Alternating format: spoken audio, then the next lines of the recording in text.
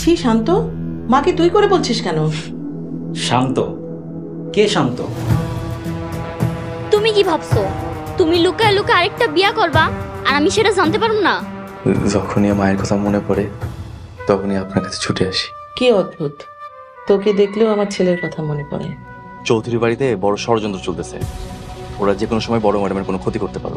যারে নিয়ে তোমার মনে লাড্ডু ফুটতেছে সেই কিন্তু একদিন তোমার অনেক বড় ধোকা দিব, তখন বুঝবা কত ধানে কত চাল। এত বড় ধোকা? হ্যাঁ, দিছি ধোকা। এক্ষুনি তোর চাকর নিয়ে আমার বাড়ি থেকে বাইর হবি।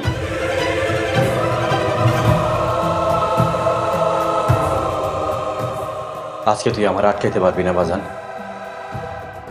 আমি যদি সব কথা আগে খুইলা কইতাম তাহলে এত কিছু হইতো না।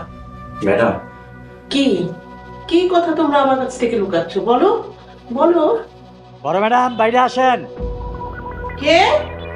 আমি এই চৌধুরী বাড়ির ছেলে শান্ত।